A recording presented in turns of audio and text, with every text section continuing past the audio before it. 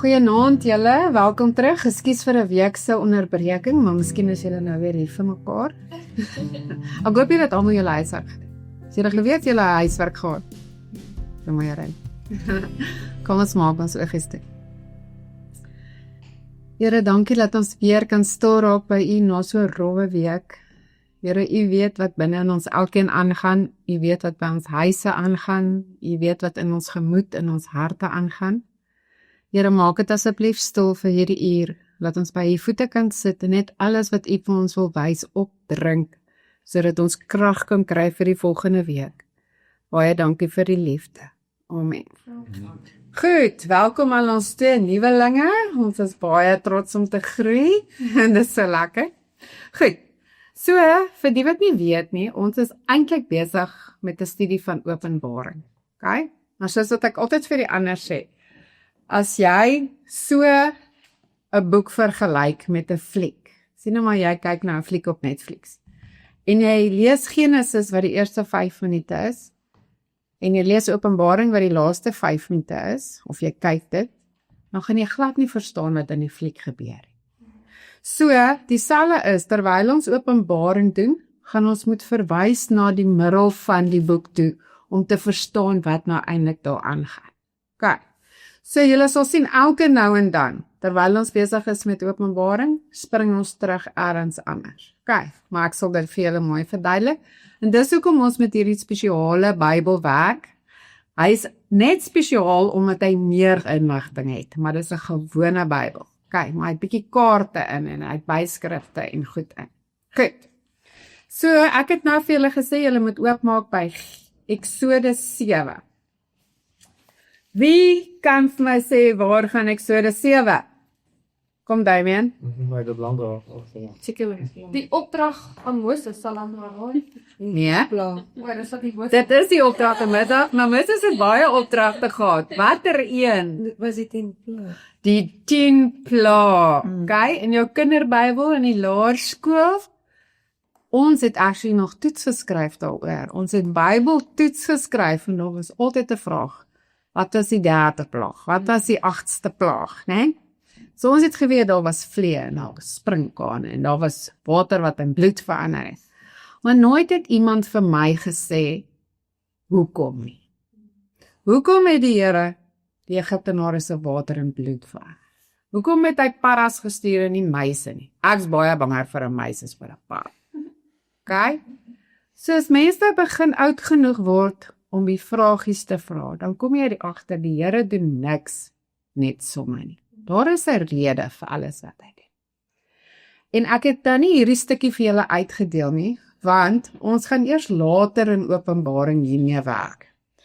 Dit dek Openbaring 8, 9 en 16. Okay? Die 10 pla het gebeur sodat die volk bevry kan word. En Openbaring later gaan daai 10 pla half herhaal word, sodat ons verlos kan word en hemel toe gaan.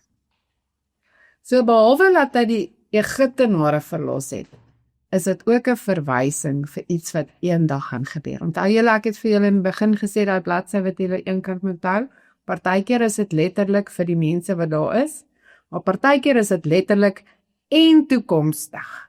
Want as dit net letterlik was, hoekom sou ons dan nou nog die Bybel vandag gelees? Dan was dit mos nou op hulle van betrekking.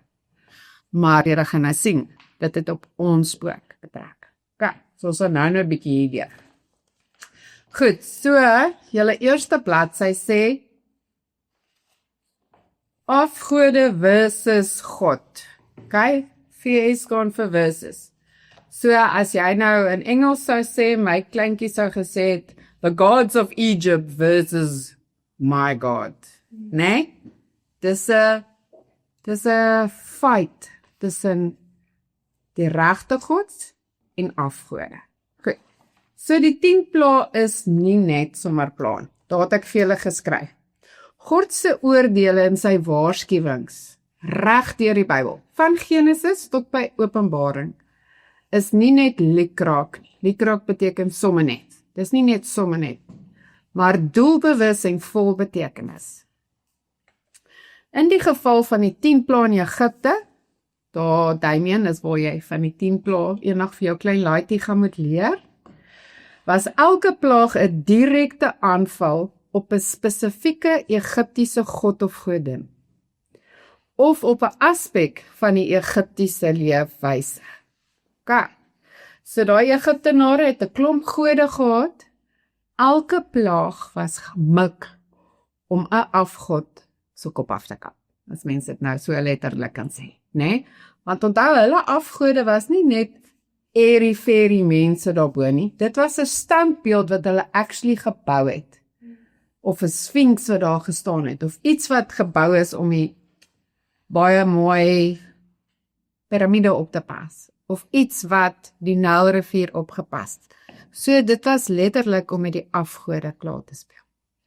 So julle gaan nou 2 baie vreemde goed, of dit was vir my vreemd. Toe ek gelees het, God maak die farao hardkoppig. Maak dit vir julle sin? God wil nou hê sy volk moet trek. Hy stuur vir Moses en Aaron om te sê, Farao, laat trek my volk. Maar elke keer dan maak God weer die farao hardkoppig. Hoe werk dit? Dit maak nie sin nie, né? Jy sal nou dink, hy sal die farao los dat hy sy eie besluit. Goed. Nou moet jy onthou, God doen niks om ons keuses te beïnvloed. Okay? God het hom in die begin 'n kans gegee. Reg aan die begin, hulle gaan nou sien. En daar het Farao die keuse gemaak om hierdie stryd teen God te betree. Damien sê nou jy en Gustav sê vir mekaar, okay, julle het nou onder ons hier tussen mekaar. En nou kom ander mense en sê, hoor, julle twee moet hierdie ding uitsort voor hy te ver gaan. So julle kry die kans om soos twee civil mense te sit en hierdie ding uit te sort. En julle twee besluit, nee, ons gaan hierdie ding uitboks in 10 rondes. Last man standing, wie? Okay? Dis wat hier gebeur, julle gaan nou sien. In die begin stuur God vir Aaron en Moses om daai staf in 'n slang te verander. Hy gee vir Farao 'n kans. Okay? Farao besluit, ek gaan jou aanvat. En God sê, ek gaan jou al 10 rondes vat, want ek wil met al jou gode afreken. So net as die Farao dink hy is nou okay, hy kan nou nie meer nie, dan maak God hom hardkoppig, want God wil nog met die ander afgode afreken.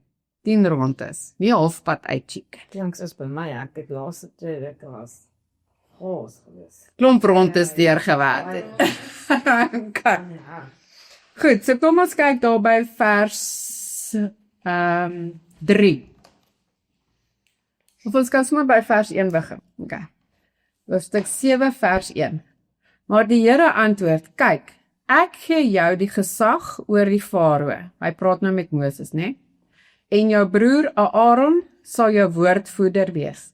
Alles wat ek jou beveel, moet jy aan jou broer Aaron oordra, en hy moet dit vir die Farao vertel, sodat hy die Israeliete kan laat trek uit sy land. Okay. Hoekom moet Aaron vir Moses praat? Want Moses het 'n spraakprobleem gehad. Okay. Nou vers 3 het ek gehighlight in my boek. Daar staan, maar ek sal die Farao hardkoppig maak, sodat ek baie tekens en wonders in Egipte kan doen. Goed, daar's die rede hoekom die arme Farao moet alles suffer. Hulle gaan nou sien. Hy sal wel nie na julle luister nie, maar dan sal ek Egipte my mag laat ervaar. Met die groot reddingsdade sal ek die stamme van my volk Israel uit Egipte bevry. Vers 5 is ook belangrik. As ek Egipte tref, sal hulle besef dat ek die Here is, en dan sal ek Israel tussen hulle laat uittrek. Iets wat julle nou net gou moet hoor. Die tyd wat Moses, onthou julle, hy was in 'n rietmandjie, né? In die mandjie, in die Nylrivier gesit. Daar dryf hy af. Daar's 'n seksie prinses wat staan in bad. Sy hoor die babatjie. Sy vat hom. Die Here het dit so beskik. Sy sê, o gats, ek is nie nou swanger nie, so ek kan hom nie borsvoed nie. Gaan soek iemand wat hom kan borsvoed. Sy mamma het in die riete weggekry. Sy mamma kom borsvoed hom, maar sy sê nie sy mamma. So vir 40 jaar word hierdie Moses in die paleis in Egipte groot. Hy leer skryf, hy leer hoe die regering werk, hy ken elke afgod wat hulle aanbid. Maar die Farao's is sy halfboeties ook nou, né? So onthou nou, as hy die Farao gaan waarsku, is dit nie net 'n windgat waarskuwing nie. Hy gee regtig om vir hulle. Hy sê van hoor die halfboet, as jy nie nou hierdie ouens laat trek nie, gaan die vreeslike goed met jou gebeur. So sien julle, hier kom die menslikheid begin in. Dis nie net 10 plaae en 'n oom met 'n stok en 'n goed nie. Moses is lief vir die Egiptenare, hy het vir hulle groot geword. Kan. Goed. So die eerste ding wat gebeur voordat die pla begin, het God vir hom gesê, vat jou kierie, kyk by vers 9. As die Farao vir julle sê, doen bietjie 'n wonderwerk, moet jy vir Aaron sê, vat jou kierie en gooi dit voor die Farao neer, dat dit 'n groot slang word. En Moses en Aaron het by die Farao gekom, en hulle het dit gedoen. Aaron het sy kierie voor die Farao en sy amptenare neergegooi, en dit het in 'n groot slang verander. Die Farao roep toe sy manne bymekaar, wat die soort ding ken, sy goelaars, ons sou sê sy towenaars, né? Nou, hoe werk 'n towenaar? Is dit iemand wat God stuur? Is dit iemand wat die duiwel stuur? Hoe werk 'n towenaar? Die black magic nie, soos dit moet nog van die duiwel. Elysia. Sê gou weer? Elysia. Manipulasie. Dit kan manipulasie wees, dit kan illusie wees soos die towenaars wat ons vandag kry, né? Dit kan 'n bose gees wees, wat onthou in hierdie tyd het geeste nog op die aarde kom marakas maak, né? Maar dit kan ook God wees wat 'n ou bemagtig om iets te doen as hy 'n plannetjie het. Meeste van die mense sê dis die bose, né? Omdat die duiwel 'n kopieer is. Alles wat God doen, wil hy kopie. Né? Onthou julle, ons het al dit gesê. Hy kan nie nuwe goed skep of nuwe idees hê nie, maar hy wil soos God wees. So as God 'n slang maak, dan wil hy ook 'n slang maak. Maar in my hart, al sê die meeste ouens, dis die bose hier, wil ek tog die gevoel hê, dat God hier ergens bietjie ingryp. Ek gaan julle nou wys hoekom. Okay. Die Egiptiese towenaars doen toe met hulle towerkunste presies dieselfde. Soos elkeen sy kierie neergooi, verander dit in 'n groot slang. Maar toe sluk Aaron sin hulle in. Okay. Julle gaan nou sien regdeur hierdie towery. Die towenaars kry elke keer ietsie reg, maar nie alles. Dis asof God net so stappie, maar dis asof hy hulle, ek wil sê, toelaat om ietsie reg te kry, net om vir hulle 'n punt te bewys. Okay. Goed. So kom ons gaan by ons eerste plaag. Water in bloed. Sorry, kan my toch iets ook weet in daai sê, ek het dan net nog gesê, dis kan ook vir die Jesus sê, is dit nie ook dan net hier so 'n kind of ding wat sê, okay, Satan probeer, hy probeer homself doen, maar sy powers is nie so sterk nie. So dan kry ons 'n slang met geëet van. Presies, want hy is net 'n copycat, hy is nie die beste nie. So dis wat ek vir julle wil vra, as julle hierdie week tyd het, gaan doen julle self 'n guns, gaan lees jou 10 plaag mooi deur, en dan gelees jy hierdie onderste stukkies, want dis amazing. Al doen jy dit oor 'n tydperk van 'n maand, gaan lees dit bietjie daai goed op, want jy is nou verby daai baba kos deel van die 10 plaag. Ek wil hê julle moet so bietjie die vaste kos van die 10 plaagies gaan kry. Okay. So julle gaan nou sien op julle tweede laaste bladsy, bladsy 4, is hier so 'n sketsie.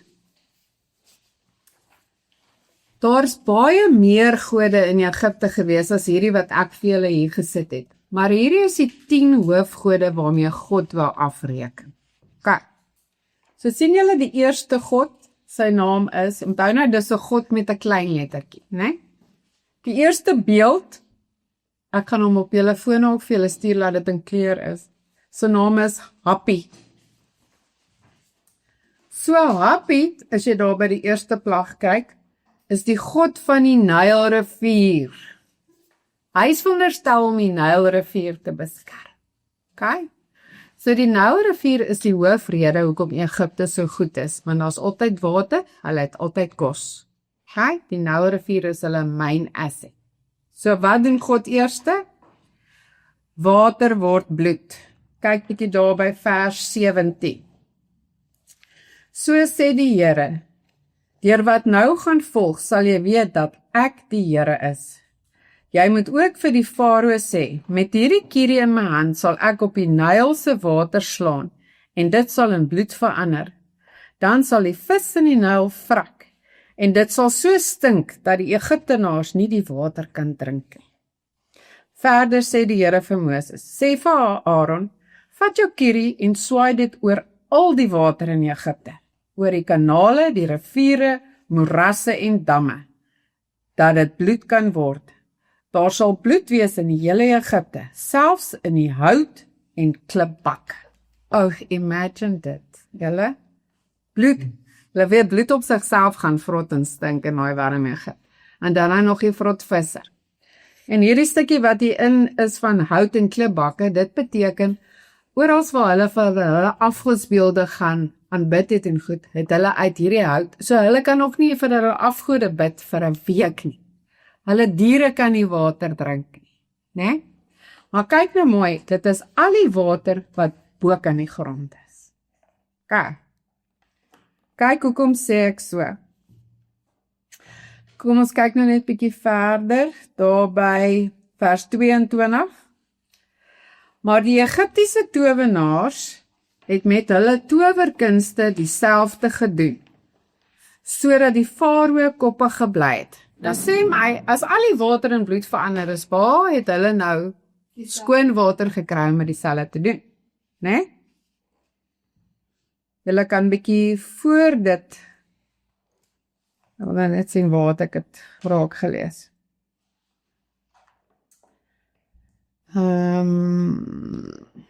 Op my gesoek daar ergens staan hulle het gegrou. 24. Ja, dankie, by 24. Intussen het die hele Egipte langs die Nyl na drinkwater gegrawe, omdat hulle nie die Nyl se water kon drink nie. OK, so, sien julle daar vir 7 dae, vers 25 sê, die toestand het 'n volle 7 dae geduur. So vir 7 dae was al die water bokant vol bloed. Nou grou hulle langs die Nyl. Die Here is daarom nie 'n monster nie, so hy los vir hulle skoon water onder. Maar nou die klomp towenaars, die eerste skoon water wat hulle kry, gaan toer hulle weer in bloed in. Hoe stupid is hulle nou. OK, maar kyk nou wat gebeur. By vers 22. Maar die Egiptiese towenaars het met hulle towerkunste dieselfde gedoen, sodat die Farao koppig gebly het. Met ander woorde, hulle het weer die koppie ding gedoen, maar plaas as hulle nou regtig towenaars was, het hulle dit mos nou gereverse. Hulle kom ons nou die bloed terug verander het in water. Hier gaan verander hulle die goeie water weer in bloed. OK? Maar, dis hoekom ek julle sê, God laat goed toe. OK? Goed. So daar by die eerste plaag sê ek vir julle Happy, was die God van die Nylrivier. Die Nyl was Egipte se lewe. OK, dis hier op bladsy 1. En God wys dat hy, en nie Happy nie, die ware bron van lewe is. Onthou, water is lewe. OK. Goed, die tweede plaag, Paras. Die tweede plaag kan julle daar by vers 3 kyk. Die Nyl sal, dis 8 vers 3, die Nyl sal wemel van paddas, hulle sal uitspring en in jou paleis kom, in jou slaapkamer, op jou bed, in jou amptenare se huise, tussen jou mense, in jou bakoonde en in jou skottels. Die paddas sal op jou en jou mense en al jou amptenare spring. Oh my word, grousness. Okay.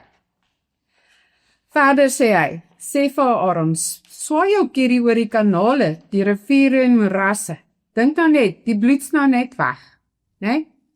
Nou word alles vol stinking paddas.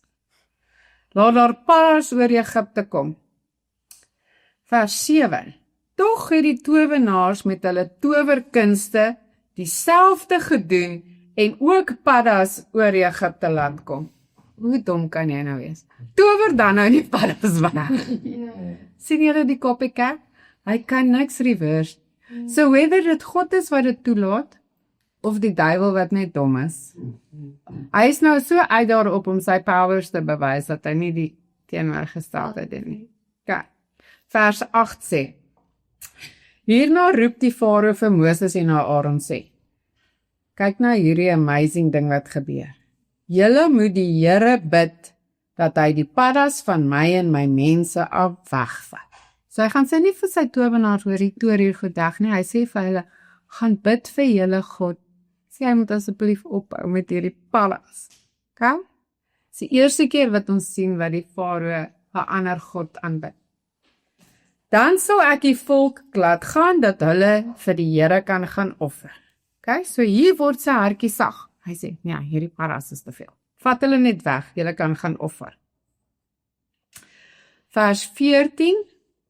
Die mense het die paddas in hope bymekaar gehark en die land het daarvan gestink. Goed. Onthou net, julle gaan dit op julle hele laaste bladsy kry. Partykeer as mens dink aan die 10 pla, dan dink jy partykeer, okay, miskien was dit 10 dae. Julle, dis tussen 3 en 6 maande wat hierdie 10 pla geduur het. Okay? So 'n week se stink, dan opry. Dan tref die volgende ding. 3 tot 6 maande. Okay. Goed. Vers 15. Maar toe die Farao sien dat daar verligting kom, het hy weer onversetlik geword. Met ander woorde, God het hom weer laat verras. Al het hy so swaar gekry met die paddas. Okay. Die derde plaag. Okay, voordat ons doen, kyk gou plaag 2, die paddas. Sien julle die tweede godin daar, haar naam is Heket of Hekit.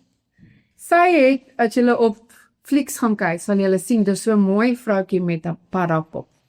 Haar kop is in die vorm van 'n padda. Sy was die godin van geboorte en lewe. En God maak van haar mooi kop simbool 'n plaag. Okay? 'n vrot stink plaag. So daar het hy die godin met die paddakop se koppie gaan af. Goed. Die derde plaag. Ietsie wat ek nou nog nie vir julle gesê het nie, ek wil net hê julle moet dit onthou. Van julle toe Josef in die put geland het. Sy boeties was mos gedink hy is sy pa se wit vroutjie toe gooi hom in die put. Toe verkoop hulle hom aan 'n klomp gypsies wat daar verbygekom. Nou die gypsies was soos ons panda stores vandag. Hulle is net getryd waar hulle. Okay? So die gypsies het hom gevat en hom aan die Egiptenare gaan verkoop. So het hy ook in Farao se paleis geland. Okay? Baie jare voor Moses. Hy het homself opgewerk dat hy tweede in bewind was van daai paleis. Toe dit so goed gaan, toe sê Farao, bring jou pa en jou boeties, laat hulle hier kom bly. Okay? Maar, toe hulle almal kom, het hy vir hulle gesê, hoorie Farao, baie dankie, maar ons kan nie tussen julle bly nie, julle gaan vir ons 'n aparte stukkie grond moet gee. Weet julle hoekom? Okay, so, wat eet die Jode nie? So die Varke, né? Hoekom? Want hulle sê hulle is onrein. Wat eet die Egiptenare nie? Het jy al die uitdrukking in jou lewe gebruik? Holy cow! Hulle het heilige koeie. Okay? Hulle gaan nou sien. So, as hulle nou almal saam bly, en die Egiptenare sien hoe sit die klomp Jode 'n bees op die spit, dink julle dit gaan hulle lekker wees? Nee. Net so is dit nie lekker as die Jode sien die Egiptenare eet vark. Kyk. So as jy daai stuk van Josef gaan lees, toe sy pa en sy boeties kom eet, dit sal jy sien, hulle sê, ons gaan apart eet om nie aanstoot kan mekaar te gee. Daai stuk wat uit die silverbeker en sag, as jy daai stukkie gaan lees, sal jy sien. Hulle eet by verskillende tafels, want dis teen hulle geloof om verskillende goed te eet. Okay. So as jy nou hier lees, dan sal jy verstaan, hulle bly naby mekaar, maar nie by mekaar. Okay. Dis hoekom ek sê, het kan 3 tot 6 maande vat, want nou moet Moses en Aaron heeltyd loop, en gaan sê, en terug, en loop, en gaan sê, dit vat die tyd. Okay. Hulle moes WhatsApp gekry. Hulle moes, of 'n postduif of iets, nee. Goed. So die derde plaag, muggies. Nou julle weet hoe voel dit as jy daar op Hartenbos se strand loop, en daai muggies kom zoom hier om jou kop, nee. In jou neus, in jou oë, in jou ore. Goed, kyk nou wat gebeur hier. Daarna het die Here vir Moses gesê, sê vir Aaron, swaai jou kierie en slaan op die grond, dat daar muggies oor die hele Egipte kom. Die twee het toe so gemaak. Aaron het sy kierie geswaai, op die grond geslaan, en elke mens en dier was oortrek van die muggies. In die hele Egipte het elke krieseltjie stof 'n muggie geword. Ja. En julle weet hoe lyk Egipte se stof. Dis overal is. Okay. Die towenaars het dieselfde probeer met hulle towerkunsies, hoe stupid dit ook al sou wees, maar die keer om muggies voor te bring, maar hulle kon. Hier begin God nou 'n bietjie vir hulle wys. Kyk, ek is 'n trappie beter as julle. Kyk. Mens en dier was oortrek van die muggies. Hierdie moet julle mooi luister, hoor vers 19. Toe sê die towenaars vir die farao, dit is die vinger van God. So hier het daai klomp towenaars besef, something's cooking. Hierdie ou het rarig iets wat ons nie het nie. Ons moet bang wees vir hierdie God. Maar die farao het koppig gebly, arme farao. Hy is nou van die muggies en die paddas en alles. Kyk, so kyk gou, julle derde God of godin, Geb, G-E-B. Dit is die Egiptenare se God van die aarde. Hy beheer die grond en die stof van die aarde. So as hulle nou so gaan plant het of iets, so hulle nou vir die God gebid het om die aarde of die grond of die stof te seën. So die Here het nou net mooi vir hom gewys, hoe verander hy sy stof, sy vrugbare grond in muggies. Kyk, so daar speel hy klaar met daai afgod. Goed, die 4de plaag. Steekvlee. Wie van julle is al deur 'n steekvlee gesteek? Julle, dis seer. Vir alles sê jy baie van jou kyk toe. Kyk. Goed, so daarna het die Here weer vroeg vir Moses gesê, gaan na die farao toe by die water en sê vir hom, ek gaan steekvee loslaat. Vers 22. Maar die dag sal ek 'n uitsondering maak van die Gosenstreek. Die Gosenstreek is waar die Jode gaan bly het. Net langs Egipte, as jy op julle kaarte gaan kyk. So dis naby in Egipte, hulle kan mekaar sien, maar is nie teen mekaar laat hulle opgooi as die ander een verkeerde dier eet. Okay. Die Gosenstreek waar my volk woon, daar sal nie 'n enkele steekvlieg wees. Dan kan jy besef dat ek, die Here, in die land is. Imagine nou, hier's net muggies en steekvee wat hier rondvlieg, maar hier een straat, net die straat langs aan, is daar niks. Dis asof daar 'n invisible shield is, né? Kan jy dink hoe moes dit gewees het? Goed. En dan vers 28. Hierna sê Farao, dan laat ek julle nou maar gaan om in die woestyn vir julle God die Here te gaan offer. moet net nie te ver gaan nie, en bid vir my. So hy is nou genoeg gehad, hy sê, gaan net, maar bid toch vir my ook, laat hierdie steekvlee kan ophou. Moses het weggegaan van die farao af, en tot die Here gebid. Die Here het toe gedoen wat Moses gevra het, en die steekvlee het pad gegee. Vers 32, en tog het die farao ook hierdie keer onversetlik gebly en die volk nie laat gaan. Julle die arme farao, hy moes seker gedink het, of sy vrou moes seker gedink het, hierdie ou is nou die klits kwyt. Hoeveel trauma moet ons nog, en farao sê net nee, maar die Here het gesê, ek sien jou al 10 rond is, né? Goed, so wie was daai steekvlee? Kyk by die 4de een, sy naam is Kepri. Nou Kepri, as jy nou op die mooi gekleurde een kyk, sien julle daar bo, lyk het of 2 horingkies is, maar as jy op die gekleurde een kyk, sal jy sien is 'n muskruier. Het julle al nooit in die museum gekyk? Daai goue muskruier kewertjie met die emeralds op sy rug. Dit was een van die Egiptiese afgode. Hy was die afgod of die god van die skepping, né? Van alle insekte, né? Die skeppingse insekte. Sy simbool was 'n muskruier. Hy het die opstanding voorgestel. So onthou 'n muskruier rol daai bol mis. Hy's eintlik 'n bemesselaar, né? Hy vat die olifant of die renoster se mis en hy gaan versprei dit en dan groei daar weer nuwe goed. So, dis die simbool van die skepping, nuwe lewe, nuwe goed wat kom. Goed, so God lê Egipte lam met die insekte wat eintlik lewe moes veroorsaak. Kyk, so daar kap hy die muskruier se koppie af. Goed. Die 5de plaag. Pes onder die vee. Onthou nou, hulle was almal boere. Daar was lande, daar was water, maar almal het vee gehad, want dis die vleis wat jy moet eet, né? Goed. So, die farao het gesê, God het gesê, so sê die Here, God van die Hebreërs, vers 1, laat my volk gaan om my te dien.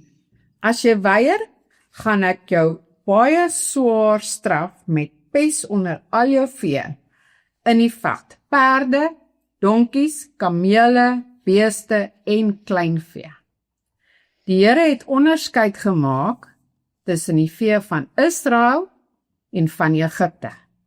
Daar sal nie 'n enkele stuk vee van die Israeliete vrek. So kyk nou wat gebeur. Alles vrek, kyk by vers 6. Die volgende dag doen die Here dit. Al die vee van Egipte is dood. Met ander woorde, hulle het nie net pes gekry nie, hulle het gevrek. Maar die vee van Israel is daar nie een dood nie. Die farao het navraag gedoen, en jou werklik waar, nie 'n enkele stuk van die Israeliete se vee is dood. Tog was die farao steeds onversetlik, hy het sy volk nie laat gaan. Oh my word, wat dink julle het die arme ander mense wat onder die farao gebly het gedink? Want almal suffer, né? Almal se vee is dood. Nie net die farao se nie, almal se. So kyk gou daar by plaag 5, jou 5de godin, Hathor is haar naam.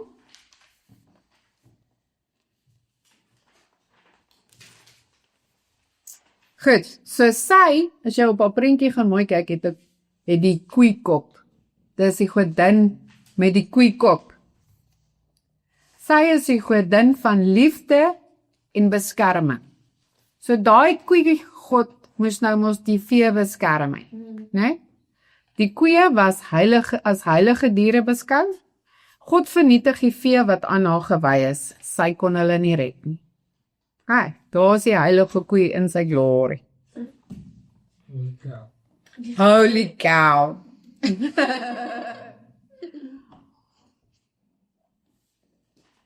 Goed, 6de plaag, swere. Daarna die Here vir Moses en Aaron gesê, skep 'n handvol roet uit die oond en laat Moses dit voor die farao in die lug opgooi. Dit sal 'n fyn poeier word en die hele Egipte sal onder mens en dier sal swere veroorsaak wat aanhoudend etter. Ugh. Wat Okay. wat diere daar binne is, soos honde, katte. Alle diere. Maar die helfte van hulle is dood. Ek sien, dis hoekom ek jou sê, dat is 6 maande tydperk verby gegaan, né? So dit is oor en ek weet nie, as jy my daai vraag sou vra, sou ek dink hulle sou by die Israeliete gaan koop het, want hulle moes aanhou eet het. Ja, dit ja. Die Israeliete sin het niks oorgekom nie. Né? Want waar anders het die diere en goed weer vandaan gekom. Onthou julle op die stadium het die Farao gesê, ons moet van hierdie Israeliete ontslaa raak, want hulle word te veel. Hulle het aangeteel, hulle en hulle kudde. Die Farao het bang geword en gesê, hoor hierdie ouens word nou, ons slawe word nou meer as ons, hulle gaan ons ryk oorneem. So, in my leuke opinie, as ek honger is, sou ek daar gaan koop het. Okay. Goeie vraag, so ek hoop dit, ek vermoed dis, maar waar dit. Okay, goed. Vers 10. Hulle het toe roet uit die oond gevat en gedoen wat die Here gesê het. Toe Moses dit in die lug gooi, kom daar op mense en dier swere wat aanhou etter. Die towenaars kon Moses dit nie eens probeer nadoen nie, want hulle was vol swere. Die swere het op al die Egiptenaars gekom, ook op die towenaars. Tog het die Here die Farao nog steeds koppig laat bly. Sien julle wat doen die Here? Ek sê, John, jy het gekies. Al die rondes. Goed, so kyk gou na die 6de plaag. Isis en Imhotep. Isis, godin van genesing. Imhotep, god van medisyne. Kyk, hulle moes almal beskerm teen siektes. Dit was hulle werk. En toe, God wys dat die Egiptese medisyne en gode magteloos is teen sy oordeel. Sien julle hoekom sê ons, God doen niks net liekraak nie, nie net sommer nie, hy doen dit vir 'n rede. Okay. Goed, die 7de plaag. Haal. Goed. Daarna die Here vir Moses gesê, staan môreoggend op en gaan weer na die Farao toe. Okay. Vers 15. Na regte moes ek nou al my hand uitgesteek het en jou mense met die pes van die aarde af uitgewis het. So God sê, eintlik moes ek nou al met jou klaar gespeel het. Maar ek gaan jou nog so 'n bietjie wys, ek is die baas. Goed. Vers 18. Môre teen hierdie tyd gaan ek 'n verskriklike swaal haalstorm laat losbars, soos daar nog nooit in die bestaan van Egipte was nie. Laat nou al jou vee en alles wat buite is, na veiligheid bring. Kyk wat sê die Here, hy sê, ek waarsku jou, en Moses sê hoe dit vir sy halfbroertjie, Chom, hier kom nou moeilikheid, jy het nou gesien wat my God kan doen. Gaan sit die goed wat stikkend geslaan is, jou Land Cruiser kamele en alles, gaan sit hulle onder 'n afdak, want hier kom groot moeilikheid. Kyk wat gebeur. Al die mense en diere wat buite is, en nie onder 'n dak gebring is nie, sal deur die haal doodgeslaan word. Die Here sê vir hulle gaan doodgaan. Hulle gaan nie net kopseer hê nie, gaan doodgaan. Die amptenare van die Farao, kyk nou die slawe, né, die amptenare, wat bang geword het toe hulle hoor wat die Here gesê het haastig hulle slawe en vee onder die dak gebring. Maar die wat hulle nie aan die woorde gesteer het, het hulle slawe en vee buite laat bly. So hier sit weer, die helfte luister en besef, okay, hier's nou. Die ander sê, ag nee. Toe die Here vir Moses sê, steek op jou hand. 22 of 23, Moses het sy skierie in die lug gehou, en die Here het donderslae en haal gestuur, en blitse het tot op die grond geslaan. Daar het 'n ewige storm losgebaars. Die haal het geval tussen die haaldeur, een blits op die volgende een. Die haal het die hele Egipte getref. alles wat buite was, mens en dier. Al die plante is deur die haal weggeslaan, selfs die bome is in repe stukkend geslaan.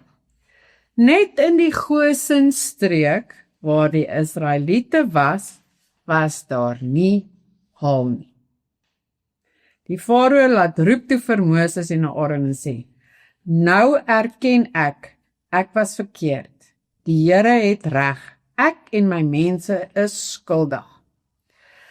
Bid tog tot die Here. Hier vra die Farao weer, asseblief tog, bid net tot die Here. Ek sal julle laat gaan, julle hoef nie langer hier te bly nie. Moses het toe gesê, is reg, hy het sy hand uitgesteek, dan sal die donderslag ophou. 31, die vlas, dit is nou die tipe oes wat op die land was. Die vlas en die garsoes is vernietig, omdat die gars in die aar en die vlas in die knop was. Maar die koring en die sorghum is nie vernietig nie, omdat dit later ryp word. So die Here het weer net voorsien dat hulle daarom nie doodgaan van die honger nie, né? Goed, vers 34, toe die Farao sien die reën, haal en donderslag hou op, het hy maar weer verkeerd gedoen. Hy en sy amptenare was onversetlik, die Farao het koppig gebly en die Israeliete nie laat gaan nie, soos die Here vooraf van Moses gesê. Hy? Goed, kom ons kyk gou na die haalgodin. Daar is 3 godinne wat saamwerk daar. Die hoofgodin is Nut, enetjie wat saam met haar werk is She, die ander een is Tefnut. Dit gaan maar alles oor daai watersiklus wat jy in wetenskap doen. Die enetjie is oor die hemel, dis nou daai blou lig, nie die hemel soos ons dink ons eendag, daai blou lig waar die wolkies is. Ander een is die luggodin, bladsy 3, en die ander een is die voggodin. Kyk. Of sy of hulle moes die hemel en die weerspatrone beheer. Sy moes gekeer het dat daar donder weer en haal kom. God wys, laat hy die lig beheer. Kyk. Ek het hier ergens gelees, ek weet nou net nie waar nie. Julle moet julle huiswerk gaan doen. Laat die haalkorrels tot 50 kilogram geweeg. Want om 'n bees dood te slaan. Né? Goed. So kom die volgende een is nommer 8. Sprinkane. Nou ons hier in die Kaap weet ook van sprinkane in die Karoo, né? Sprinkane kan alles verwoes. Hulle kom in so swerm, vreet alles op in daai gatte. Goed.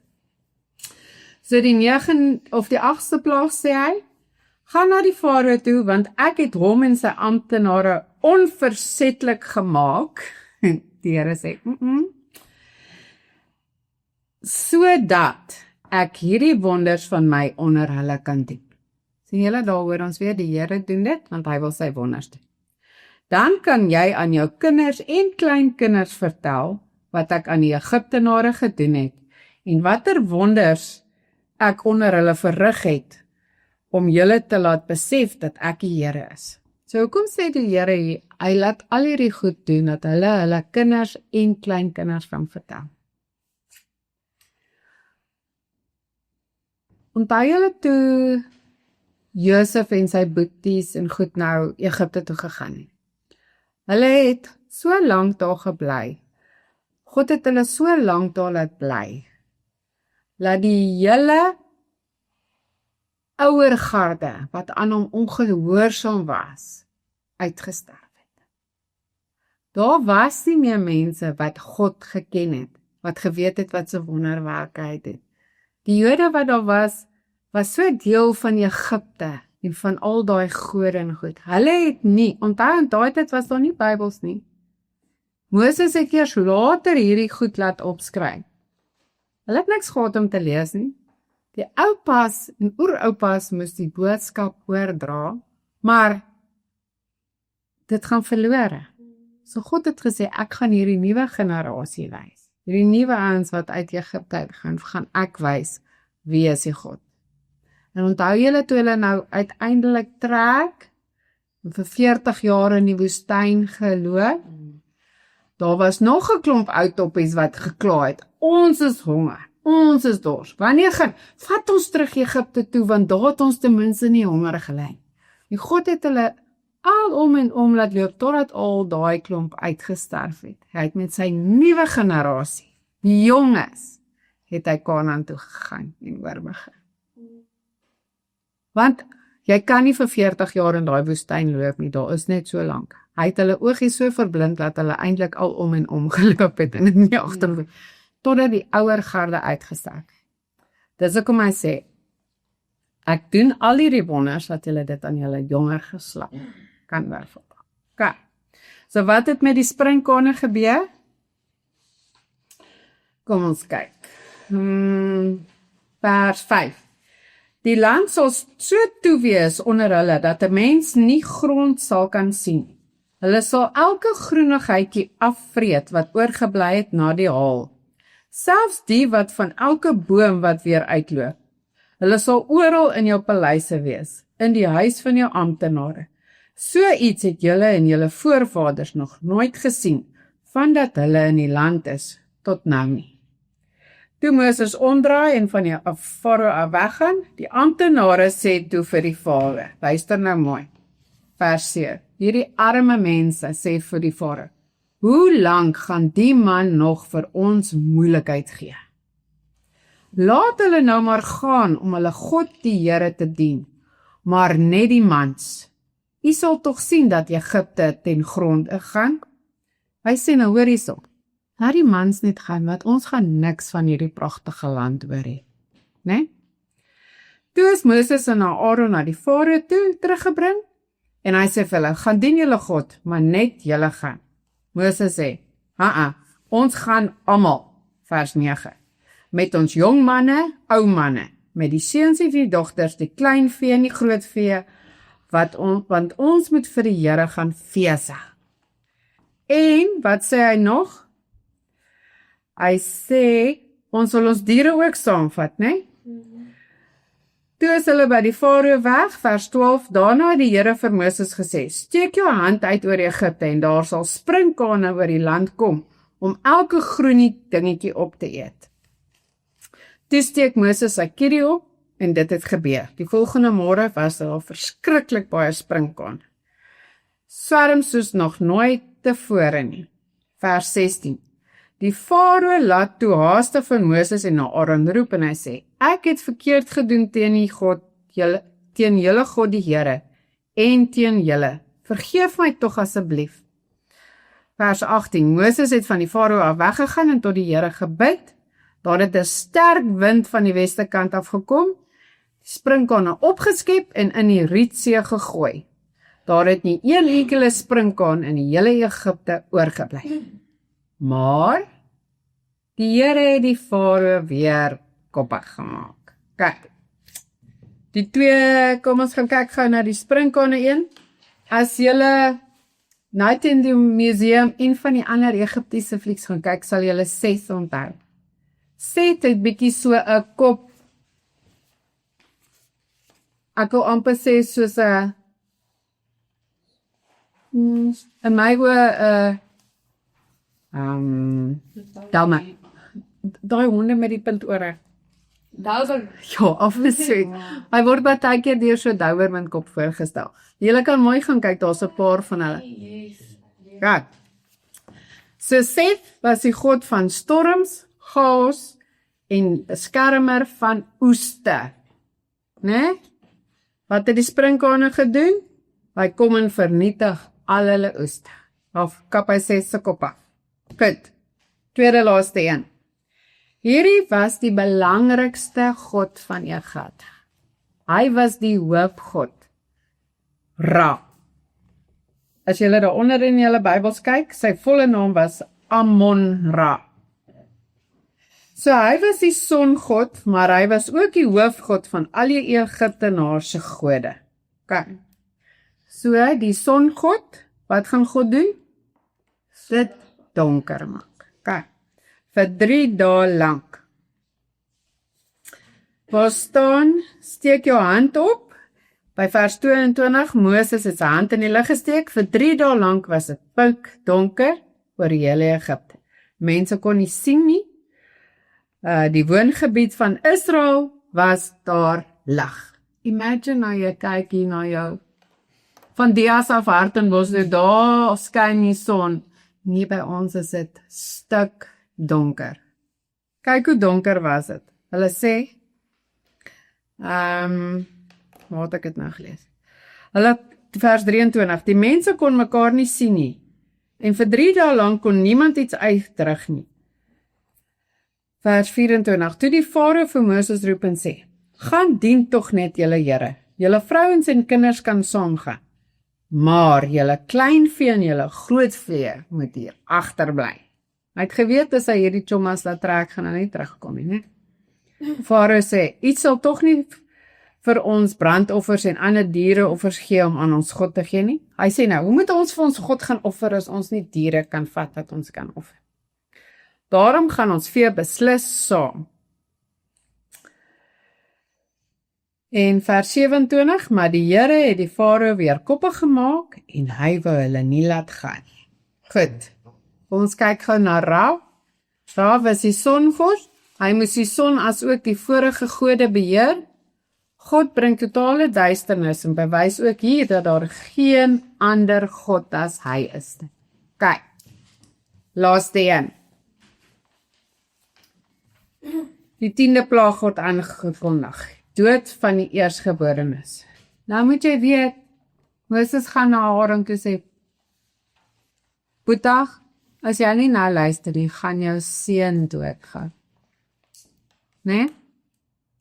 Hierdie is ernstig, dis nie jou diere of jou kleinvee nie. Jou kind gaan doodgaan. Kijk. Vers 3. Die Here het gesorg dat die Egiptenaars aan sy volk goed doen. En boonop het Moses groot aansien onder die Egiptenaars geniet. Onthou, want hulle het vir Moses geken, hè? Hy was nie net 'n vreemdeling nie. Vers 4. Toe sê Moses vir Farao, so sê die Here, teen middernag sal ek deur Egipte gaan en elke eersgeborene in Egipte sal sterf. Van die kroonprins, die eerste geborene van die Farao, tot by die eerste geborene van al die slawe, selfs die eerstelinge van die diere. Almal gaan doodgaan. In die hele Egipte sal daar so gehuil en gerou word, soos nog nooit tevore nie. Vers 9, daarna sê die Here vir Moses, die Farao luister nie na my, sodat my wonders in Egipte nog meer kan word. Moses en Aaron het al hierdie wonders voor die Farao gedoen, maar die Here het die Farao hardkoppig gemaak, sodat die Israeliete uit die land kon trek. Kijk. So dis die laaste enetjie, Osiris. Osiris is die god van dood, opstanding en onderwêreld.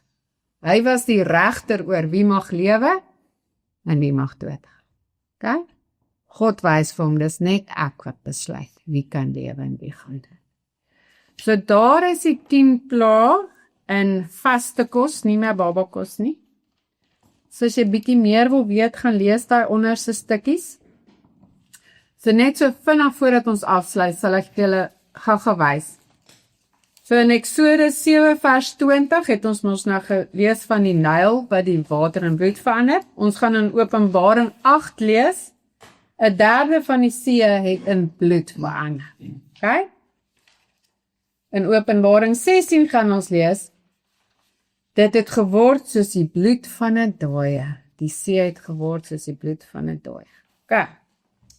Goed, die paddas, Eksodus weet hulle nou die paddas, Openbaring 16, en ek het 3 onreine geeste gesien, soos 'n klomp paddas. Okay? Ons gaan die paddas weer teekom. Ons gaan die sprinkane weer teekom, Openbaring 9. Toe het daar sprinkane in die rook op die aarde uitgekom. Okay? Al hierdie plaagies gaan weer kom. Hoekom? Want hy wil weer met afgode afreken. Die mense het van toe af, reg deur ons tyd, tot wanneer die Here weer kom, het ons nog steeds afgode waarmee hy moet kom afreek. En ons het nuwe ook opgemaak. Baie nuus, né? Hoe slimmer ons word, hoe meer afgode kry ons. En dommer ons so. Duisternis gaan kom. Openbaring 16, sy koninkryk het in duisternis verval. Die swere kom weer, die haal kom weer, die dood van die eersgeborenes kom weer. OK. So dis hoekom, as ons nie verstaan hoekom haat God afgode nie, gaan ons nie verstaan waaroor gaan hierdie goed in Openbaring is. God verafskuw af. OK. So op die laaste bladsytjie het ek vir julle geskryf, die belangrikheid tot die verstaan van Jesus se waarskuwings aan die 7 gemeentes in Openbarings. Hy waarsku hulle gereeld oor afgodsaanbidding, om kompromie aan te gaan met die wêreld. Onthou julle, daai lou en warm of gee 'n bietjie geld hier en dan kan jy trade of misleiding. Hy waarsku ons, soos die towenaars probeer het om mense te verlei, so is daar nog steeds vandag besig. Dit gaan oor daai 3 goed. Net soos in Egipte en in Turkye en in Suid-Afrika, reageer God nie net met toeval nie. Elke iets wat hy doen, waarsku hy jou oor 'n sekere ding. Vandag nog. OK. Hy is altyd besig om ons te waarsku en probeer om ons te beskerm. Hy het tot die Egiptenaars gewaarsku. Hy het hulle heeltyd gesê, gaan bære julle goed, hier kom moeilikheid. Hy ontbloot valsheid en roep sy volk tot reinheid en vertrou op hom alleen. Ek het al baie vir my kinders gesê, as jy lief is vir die Here, gaan al jou sonde hier op die aarde uitkom. As jy droog maak, gaan ek jou uitvang, sodat jy kans het om hier sorry te sê. Die Here het gesê, hy sal sy lig op sy kinders laat skyn, sodat die duiwel nie 'n houvas op hom kry. So as jy 'n kind van die Here is en jy dwaal 'n bietjie van die pad af, gaan jy uitgevang word. Die Here gaan jou laat uitvang, sodat hy jou kan terugtrek op die regte pad. Kyk. En daar het ek vir julle gesê, die mees waarskynlike raamwerk is 3 tot 6 maande, maar daar is van die Joodse geskrifte wat sê dit het 10 maande gehad, wat hulle moes suffer. Kyk, so het julle nou 'n bietjie meer verstaan oor waar die 10 plaae vandaan kom? Sal julle eendag vir julle kindertjies sê, as julle voor die TV sit en julle sien die songod Ra, die Here het al in Egipte met hom klaar gespeel. Hierdie is maar net 'n stoor. Nee. Mag ons vir hulle sê ons kan spring kon op hulle breakfast en die slaap? Ek weet nie, dis jou opvoedingsbesluit. Goed, so ons mag ons oorgestoep. Here, baie dankie dat ons op 'n plek is waar babakos nie meer vir ons genoeg is nie. Here, ons weet dit het niks met ons saligheid uit te waai nie, maar dit maak soveel meer sin as ons verstaan hoekom U goed gedoen het. Dan besef ons dis regte mense wat 'n regte pad saam met U geloop het. Dis nie 'n fairy tale van eendag lank gelede nie. En U is net so vandag hier by ons. U is elke dag by ons, deur die springkane, deur die paddas, alles wat na ons kant toe kom. U het gesê, hou net vas, byt vas, daar is hoop. En dis hoekom ons nie bang is vir die boek Openbaring nie. Dankie vir al die liefde. Amen.